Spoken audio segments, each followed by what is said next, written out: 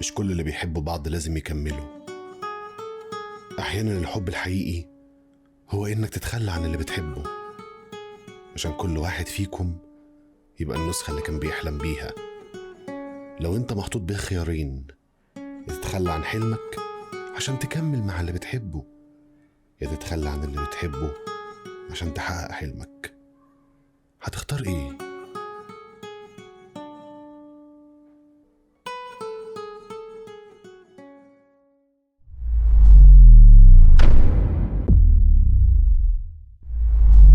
في ناس كتير شافت الفيلم وما حبتهوش، منهم اللي ما فهمش الفيلم أصلا، ومنهم اللي ما حبهوش عشان هو فيلم غنائي. ولكن النهاردة أنا هحاول إن أنا أغير منظور الناس دي عن الفيلم. اعمل سبسكرايب ولايك ويلا بينا نبدأ. الفيلم بيحكي قصة شخصيتين، ميا وسباستيان، ورحلة كل واحد فيهم في تحقيق حلمه. بعد الافتتاحية بتاعت الفيلم اللي احنا نرجع ليها تاني، ولكن في النهاية بيطلع على الشاشة كلمة وينتر، واللي هي فصل الشتاء، واللي بيرمز للبرد، برد في المشاعر، برد في الإحساس. لما كل واحد من شخصيات الفيلم كان في العالم الخاص بيه، ولكنه كان بعيد عن دفى الحب.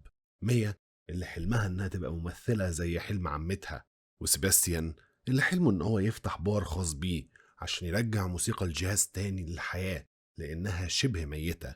بنشوف معاناة كل واحد فيهم في تحقيق حلمه. ميا اللي شغالة في كافيه وهي مش بتحب شغلها، ولكنها شغالة عشان بس تعيش، وجنب شغلها ده بتفضل تروح تجرب أداء، ولكن في الآخر كلها بتوبق بالفشل. سباستيان برضه بيشتغل من بار للتاني عشان يفضل عايش ويحاول إن هو يجمع فلوس عشان يقدر يفتح البار اللي نفسه فيه، ولكنه بيفشل برضه، زي ما بنشوف في المشهد لما سباستيان بيروح يشتغل في بار وصاحب البار بيطلب منه ان هو بس يعزف الموسيقى العادية، خصوصا ان هم في الكريسماس.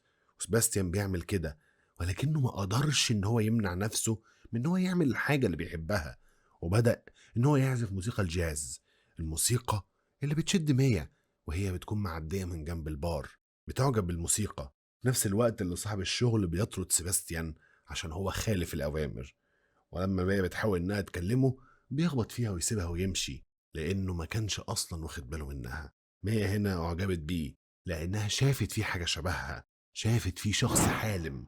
وده اللي بيخلينا نروح للفصل التاني، فصل الربيع، اللي الزهور بتبدأ فيه إنها تتفتح، في دفء الحب بيظهر.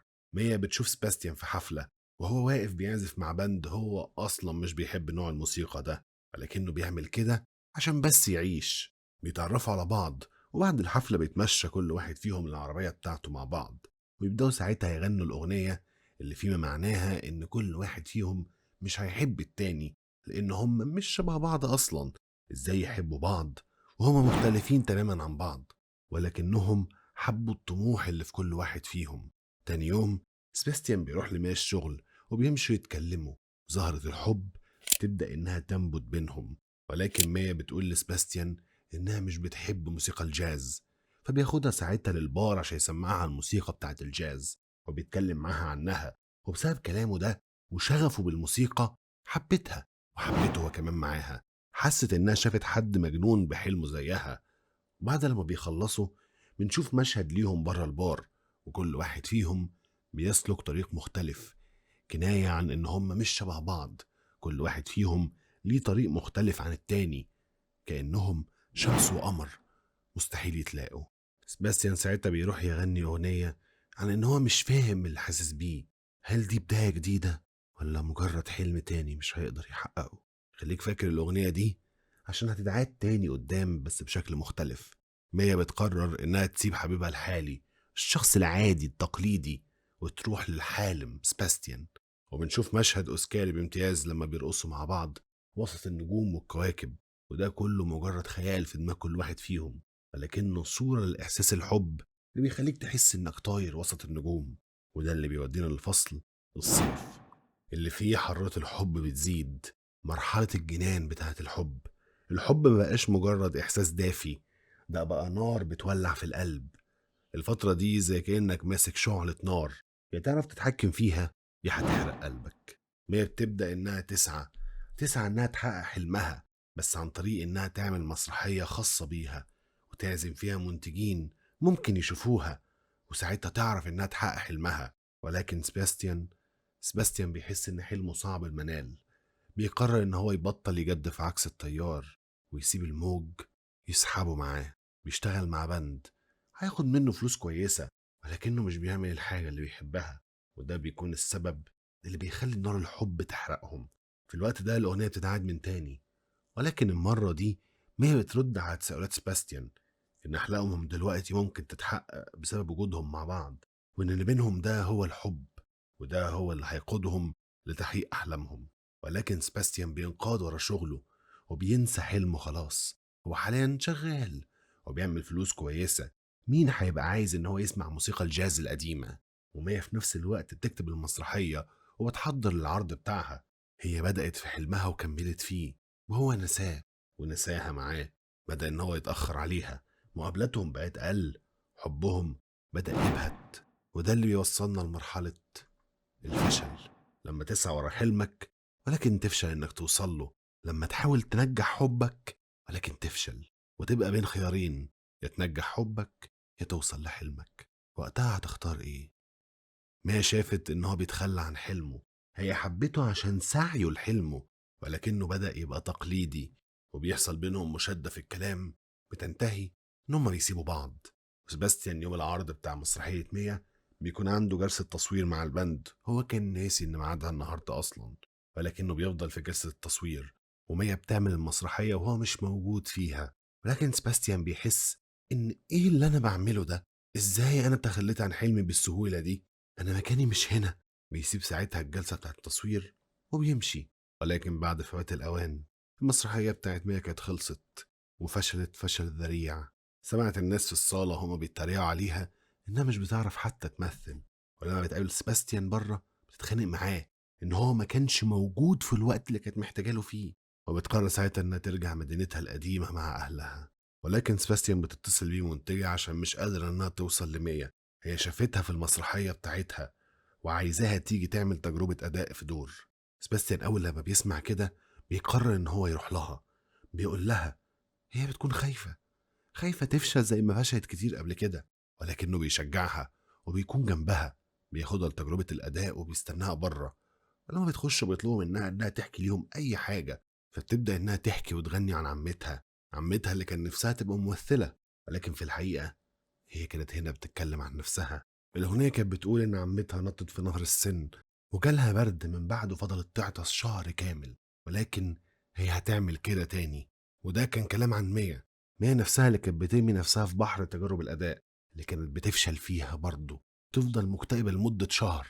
بعدها رغم كده كانت بتروح تاني عشان حلمها، وقعدت تغني عن كل الحالمون اللي نفسهم يحققوا حلمهم، وإنها كانت واحدة من الحمقى دول. مية بتخلص تجربة الأداء وبتقعد مع سباستيان. الاتنين بيعرفوا إن طريق كل واحد فيهم عكس التاني، وإن هما هيفضلوا يحبوا بعض رغم إن هما مش هيبقوا مع بعض.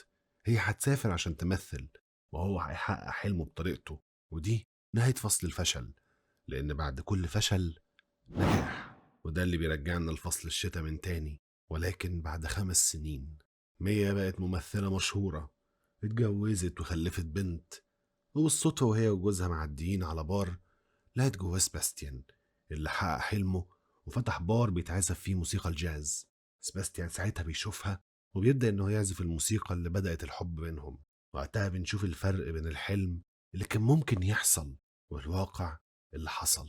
في احتمالية ماذا لو علاقتهم كانت كملت وسباستيان سافر معها لباريس لتحقيق حلمها وتخلى عن حلمه عشانها.